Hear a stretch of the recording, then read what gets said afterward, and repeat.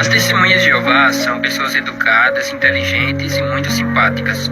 Também gosto muito do testemunho delas a respeito de suas vestes. Eles se vestem bem, pelo menos nos dias em que estão ministrando ou evangelizando nas ruas.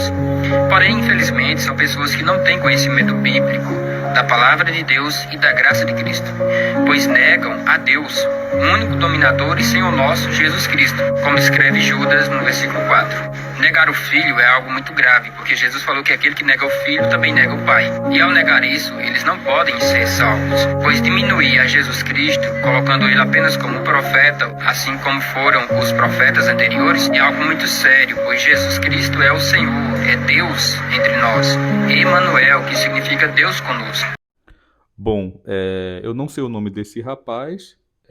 Primeiramente, agradecer ao elogio que ele teceu às testemunhas de Jeová, mas parece que o elogio ele foi para inserir uma crítica posterior e uma crítica infundada. Este senhor é um retrato vivo da falta de informação e ignorância a respeito das testemunhas de Jeová. Ele deu a entender em seu vídeo que as testemunhas de Jeová reconhecem Jesus apenas como um mero profeta. Será que isso está de acordo, por exemplo, com o posicionamento oficial das testemunhas de Jeová? Para analisar isso, nós vamos verificar uma matéria na biblioteca online, no jw.org. Inclusive, se você tem dúvidas a respeito das testemunhas de Jeová, esse é o site oficial para você conhecer. Esses vídeos, por exemplo, como desse senhor que circulam pela internet, eles são carregados de desinformação, falsas narrativas ou meia-verdades, ou todas essas opções que eu dei. Então vamos analisar como as testemunhas de Jeová, elas veem Jesus. Em resumo, o que é concluído a respeito da matéria a respeito da identidade de Jesus Cristo? Em vista do precedente, o que se pode dizer brevemente em resposta à pergunta: o que diz a Bíblia acerca da divindade de Cristo? Que houve um tempo em que Jesus não existia, que antes que ele nascesse de Maria, ele tinha uma existência no céu como gloriosa criatura espiritual. A palavra um Deus, que ao vir à terra, ele se tornou totalmente humano, não superior nem inferior ao perfeito Adão no que diz respeito à sua natureza. E que desde a sua ressurreição, ele é um espírito poderoso, glorioso, divino, incorruptível, desculpe, e imortal, que em tempo algum foi Jesus jamais igual a seu Pai, mas lhe será sujeito para sempre. Então as testemunhas de Jeová, elas veem Jesus como de fato ele é, primogênito de toda a criação, Colossenses 1,15, um poderoso ser espiritual. Nós vamos ver ali em João 1, que ele estava com o Deus e ele era Deus ou tinha natureza divina.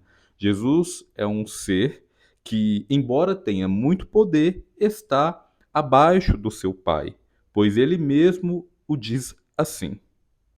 Você que fez o vídeo, você está muito enganado em achar que a pessoa não dizer que Jesus é o Deus Todo-Poderoso é negar o Filho. Para começar, Jesus nunca se identificou como o Deus Todo-Poderoso, e sim como o Filho do Deus Todo-Poderoso. Você fala que as testemunhas de Jeová não têm conhecimento, mas você não sabe o que é negar a Cristo. Negar a Cristo, tem algum exemplo na Bíblia que demonstra o que é negar a Cristo? Tem. O exemplo do próprio Pedro. Pedro ele foi um exemplo de negar a Cristo 3 vezes. Ele negou a Cristo, pois tinha medo de perder a sua vida. Ao ver a sua vida em risco, por se afirmasse que andava com Jesus Cristo, ele negou. Então, como podemos demonstrar? Por exemplo, o movimento que você faz parte, o protestantismo, ele já negou a Cristo várias vezes. Por exemplo, no movimento, durante o período nazista na Alemanha, o seu movimento ele apoiou ativamente o ditador Hitler. Por quê? Porque tinham medo de perder a vida. Eles abandonaram a fé que tinham e preferiram apoiar um ditador, atentando contra os seus próprios irmãos. Pedro também, em determinado momento, com medo de perder a sua vida ou num zelo de defender a Jesus, levantou a espada contra o seu próximo e foi corrigido por Jesus Cristo. Então, o que acontece? Negar a Cristo está mais envolvido com as suas atitudes e o seu comportamento. 2 Coríntios 3, versículo 5 diz assim, ó, aqui dá várias características das pessoas no fim dos tempos. Uma das características é assim, ó, e manterão a aparência de devoção a Deus, mas rejeitam o poder dessa devoção. Desses afasta-se. Por exemplo, o seu movimento, durante o período nazi, eles afirmavam devoção a Deus, mas negaram o poder dessa devoção. Essa devoção não tinha real impacto na vida deles. Não movia eles a amar o próximo como a si mesmo, a obedecer os mandamentos de Jesus Cristo e saber que a espada não deveria ser levantada contra o seu próximo. Você disse que as testemunhas de Jeová elas negam a graça de Deus. Vamos verificar um relato bíblico acerca desse assunto. Atos 20, do 19 em diante, diz assim: servindo ao Senhor, aqui é Paulo falando, tá? Servindo ao Senhor com toda a humildade, com muitas lágrimas e tentações, que pelas ciladas dos judeus me sobrevieram. Como nada que útil seja, deixei de vos anunciar e ensinar publicamente e pelas casas, testificando tanto a judeus como a gregos, o arrependimento para com Deus e a fé em nosso Senhor Jesus Cristo.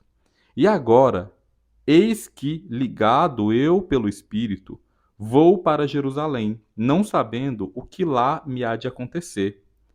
Se não, o que o Espírito Santo de cidade em cidade me revela, dizendo que me esperam prisões e tribulações, mas de nada faço questão, nem tenho a minha vida por preciosa, contando que cumpra com alegria a minha clareza e o ministério que recebi do Senhor Jesus, para dar testemunho do evangelho da graça de Deus.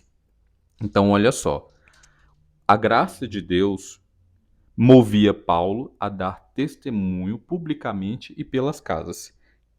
A pergunta é, quem hoje tem essa disposição? Quem que pela graça de Deus são movidos a ir de casas em casas e publicamente dando testemunho a respeito do Senhor Jesus Cristo e do seu Pai, o Deus Todo-Poderoso? Então esse é o verdadeiro poder da graça de Deus. Ele tem impacto na sua vida. Ele te move a agir de maneira diferente.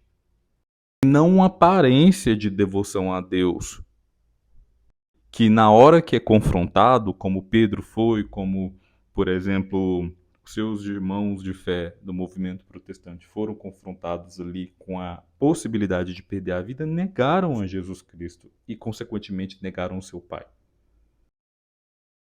E para finalizar, você citou Judas 1,4 de uma maneira totalmente deturpada. O texto ele não chama Jesus de nosso Deus. Vamos ler Judas 1,4 na versão NTLH. Pois alguns homens que não temem a Deus entraram no meio da nossa gente sem serem notados. Eles torcem a mensagem a respeito da graça do nosso Deus, a fim de arranjar uma desculpa para a sua vida imoral. E também rejeitam Jesus Cristo, o nosso único Mestre e Senhor. Há muito tempo que as Escrituras Sagradas anunciam a condenação que eles já perceberam. O texto não chama Jesus de Deus Todo-Poderoso, o chama de Mestre e Senhor. Mas, se você estiver discordando disso, eu recomendo que leia o contexto, por exemplo, no início do capítulo 1, como Jesus é chamado. Veja, Judas, servo de Jesus Cristo, irmão de Tiago, aos que foram chamados, amados por Deus Pai e guardados por Jesus Cristo. Tiago 2,24 diz assim: veja, o homem será declarado justo por obras e não apenas pela fé. Então, negar ou aceitar Jesus não é só ligado a falar, está evidenciado por obras. Atitudes ou frutos?